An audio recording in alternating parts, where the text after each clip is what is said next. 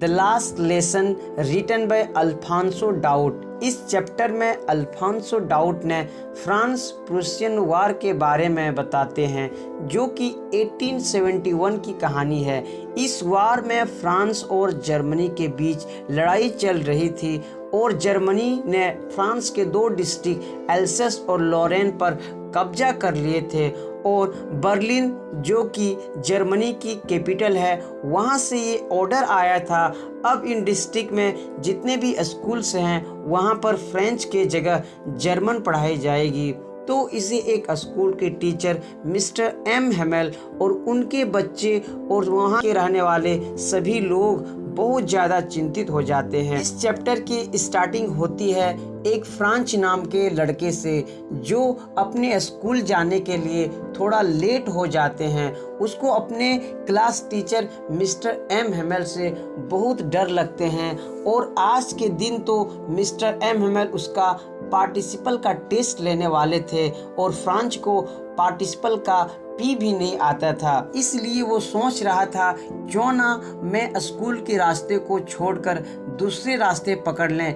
इसलिए वो अपने रास्ते को डाइवर्ट कर लेते हैं और जंगल की तरह जाने लगते हैं। लेकिन वो देखते हैं जंगल में बहुत ज़्यादा गर्मी है तो फिर वो अपने रास्ते को पलट लेते हैं और वापस स्कूल की तरफ आने लगते हैं। तभी उसे सामने एक बुलेटिन बोर्ड दिखाई देता है जहाँ पर बहुत ज़्यादा भीड़ लगी हुई थी और सालों से उस बुलेटिन बोर्ड पर कुछ बुरी खबरें ही छप रही थी। फ्रांस की हारी हुई लड़ाइयाँ और गुम हो गई सिपाहियों की खबर छपती थी। फिर फ्रांच उस बोर्ड के सामने जाते हैं तभी वहाँ पर एक व्यक्ति उसे रोकते हैं कि अभी तो स्कूल जाने के लिए बहुत टाइम है। तो इस पर फ्रांच को लगता है कि ये मेरा तो मजाक उड़ा रहा है। फिर फ्रांच वहाँ से स्कूल की ओर जाने लगते हैं और स्कूल के पास पहुँच जाते हैं। लेकिन जैसे ही फ्रांच स्कूल पहले आया करते थे तो बच्चों की शोर दूर से ही सुनाई देने लगते थे, लेकिन आज पूरी क्लास शांत है। दरअसल जब क्लास में बच्चों की शोर होते तो फ्रांच आसानी से छिपते हुए जाकर बैठ जाते, लेकिन आज फ्रांच को सभी बच्चों के सामने जाना पड़ा। फिर फ्रेंच को लगने लगा अब मिस्टर एम हेमेल मुझे डांटेंगे, लेकिन इस पर मिस्टर एम हेमेल उसे प्यार से बोलते हैं अपने सीट पर बैठ जाइए। फिर फ्रांच देखते हैं मिस्टर एम हेमेल ने बहुत ही अच्छी ग्रीन कोट पहन रखे हैं और फॉर्मल ड्रेस में आए हैं और ये कपड़े तो मिस्टर एम हेमेल केवल समारोह या बड़े बड़े फंक्शन में ही पहना करते थे।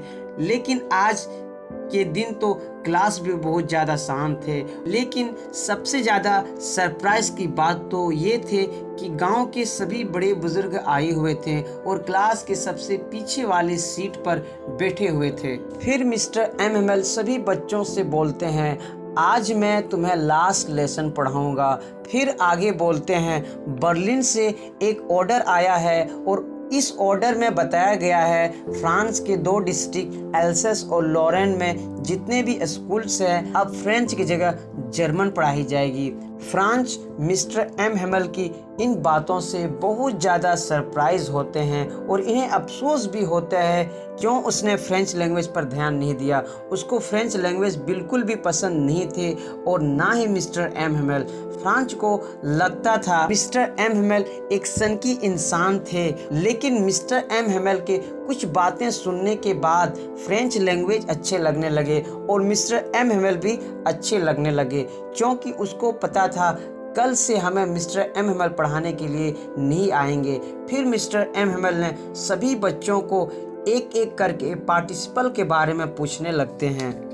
अब फ्रांच लड़के की बारी आते हैं। फिर फ्रांच कुछ बोलने की कोशिश करते हैं पार्टिसिपल के बारे में लेकिन नहीं बोल पाते हैं। इस पर मिस्टर एम हेमेल उसे कुछ नहीं कहते हैं बल्कि बोलते हैं आप अपनी सीट पर बैठ जाइए।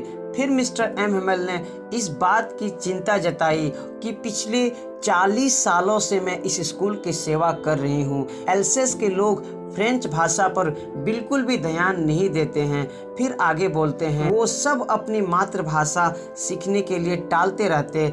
फिर मिस्टर एम हेमेल बोलते हैं कि फ्रेंच दुनिया की सबसे अच्छी भाषाओं में से एक भाषा है, इसलिए इस लैंग्वेज को सीखना चाहिए। फिर अचानक चर्च की घड़ी पर 12 बज जाते हैं। फिर खिड़कियों से जर्मन सिपाहियों की आवाज़ आने लगते हैं। ये सब सुनकर मिस्टर एम्यूअल घबरा जाते हैं और चेहरे पर उदासी छा जाते हैं। फिर मिस्टर एम्यूअल बच्चों से कुछ बोलना चाहते हैं लेकिन कुछ भी बोल नहीं पाते हैं। फिर ब्लैक बोर्ड की तरफ जाते हैं और एक चौक उठाकर उसके ऊपर में लिखते हैं विव ला फ्रांस, मतलब लॉन्ग लिव फ्रांस, फ्रांस अमर रहे।